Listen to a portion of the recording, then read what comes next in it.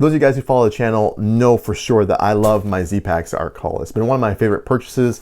I've gotten a lot of value from it. In fact, I've sprayed this thing with water, I've dunked it, I've tried everything possible to kind of show you that this is a really good purchase.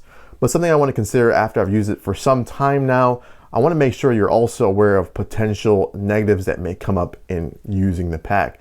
Because there's a reason that people read critical Amazon reviews, because they want to know, okay, it's all unicorns and roses, but what exactly could possibly go wrong with it? First thing, and it's a pretty major one for some people, is this thing has straps everywhere.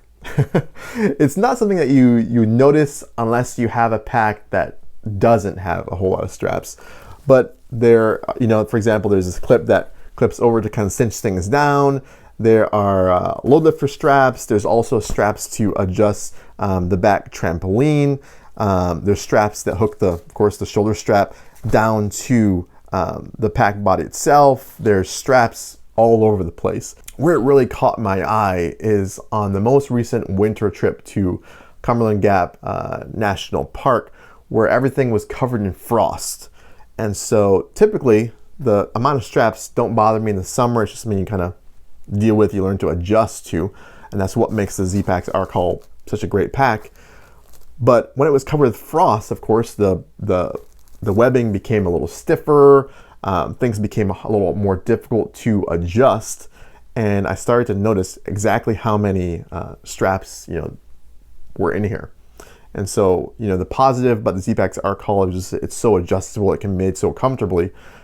But there's a lot of them. If you're someone who just wants to pick up the pack and not have to worry about a whole lot of adjustment, then maybe dialing this one in is not for you. The second negative, something that happens because of having so many straps on the pack, is that you have to worry about slippage overall. Now, I'm not talking about like your hip belt slipping. I haven't had an issue with that, but I have had an occasional issue with the load lifter straps slipping, and also a lot of, because they use a finer webbing, or they used to, what ended up happening is I got a bunch of twisting here and there for some of the loops that weren't really particularly reinforced.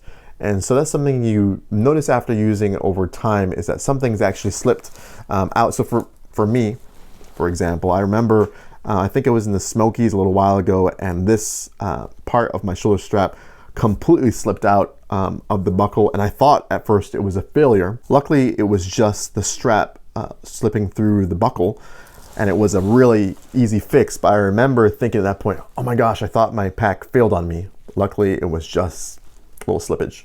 The zipper pockets are still really annoying. You guys know I've mentioned this in my overall critical review. It's something that I haven't taken the time to properly, put, for example, longer loops on the zipper, because it hasn't bothered me that much. But it's something that's annoying, and something to keep in mind is that you can't really one-hand these zippers because they just don't open up. The fabric and reinforcement on them is enough that you won't be able to pull them open just with one hand. For the Arc Haul, you'll also have to make sure that you put the Arc in before you pack your pack. Now that seems pretty simple, but there are many times before a trip that I've packed my pack entirely up, and then I've thought to myself, oh shoot, I forgot to make sure I put the Arc in it. And that sounds like a small thing, but once you've dialed everything in and put everything in its proper location in your pack, the last thing you want to do is take everything out and then put your Arc in. So that's something that just adds a little bit more time, a little bit of a learning curve, where you have to go ahead and put that Arc in before you pack. It just makes it a lot easier if you have an empty pack and you're putting an Arc in. And the final thing, and some of you may see this as a positive, but it is really, really big. You don't realize until you start dialing your kit in and you use less and less maybe over time, that you start to realize that you have a whole lot of extra fabric in this Arc Haul than you typically will use. And so I found more and more that most of my pack will just end up coming to here, and it just makes it just looks a little odd sometimes when I see it in videos, or someone says, what kind of pack do you have? Because there's a lot of extra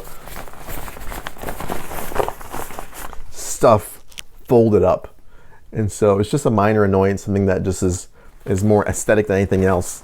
but I just thought I'd mention it. Now, once again, you'll continue to see this pack and I'll continue to recommend it. I think it's a fantastic buy.